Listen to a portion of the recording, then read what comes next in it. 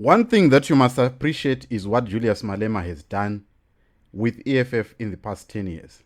Being able to bring a lot of ambassadors from different parts of the world to listen to a third opposition in a country tells you a story that everyone is kind of like afraid of the EFF. However, the story that I want us to talk about is of this Nigerian High Commissioner.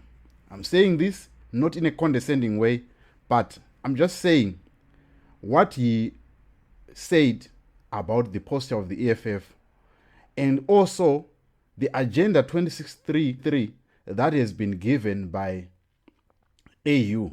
It is a pie in the sky. Why do I say that?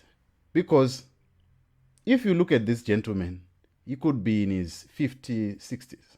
By the time we get to 2063, he is lucky to be alive, and he won't be able to take responsibility for the promises that they have made to Africans, in particular, about how they want to move forward. Take a listen to what Julius Malema's response was, and let's start in by the question. My name is Muhammad Haruna Manta. I'm the High Commissioner of Nigeria. The second question I wish to ask is on the basis of economic integration, the world is seen as a global village. Whether from the west or from the east, the emphasis I thought for Africa should be who will be our trading partner, and not the very radical posture of the socialist concept, which probably was very relevant in the after the Berlin Conference, 1880-something, 1884-85.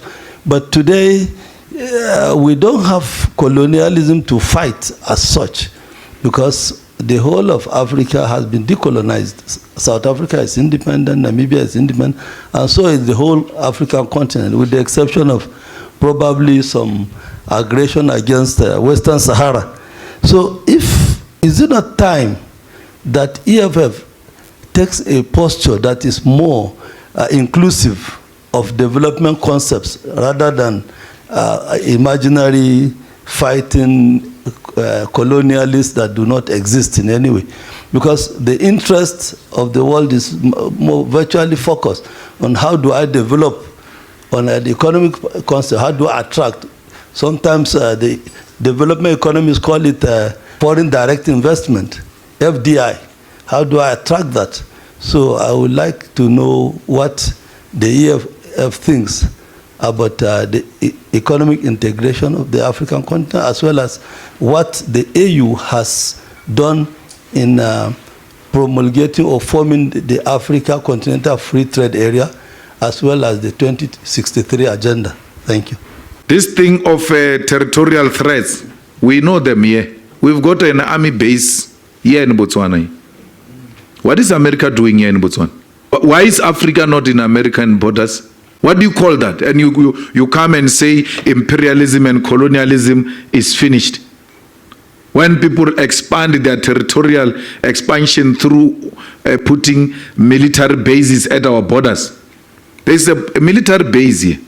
A study has been conducted that a fighter jet that moves from that army base to the Union Building will not take less than 2 minutes to bomb the Union Building.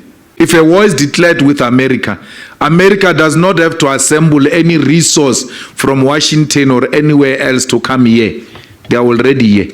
What do you call that? It's democracy. It's free world. We must celebrate that and say, no, imperialism is no longer there. It's in our head.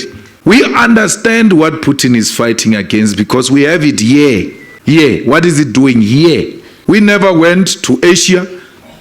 We never went to Europe. We never went to America. We are here. We don't establish bases anywhere. Why should you establish bases in military bases in our continent?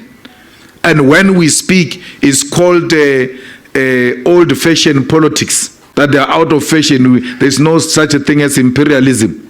When imperialism is breathing on our neck, yeah, we're not going to allow that. We are going to expose that American military base here all the time in the platforms we get and educate our people that this is exactly what Putin is fighting against. America will not allow that. That Russia must go and establish a military base in Cuba with missiles facing the USA. They won't allow that. So we must not be allowed, we must not be asked to accept the things that you will not accept if they were to happen in your countries. What this High Commissioner is forgetting is the fact that Libya was attacked by NATO and they ousted Muammar Gaddafi. That is interference. It's as good as colonialism. And there are a lot of coups that are happening all around, including the killing of Thomas Sankara, including the interference that we have seen in many parts of Africa. Actually, there are more than 60 coups that have been held across Africa since Africa got independence in different parts of Africa. And all of those, they are a product of interference. So you can't rule out colonialism. And my concern is these kind of leadership that we have in Africa that have this mentality of thinking that we don't have colonialism. And they are the ones that are leading us across Africa. Look at the president in Nigeria. How old is he? Come to Southern Africa. I mean, all across Africa. Most of the presidents, they are there in their twilight years and they are leading us.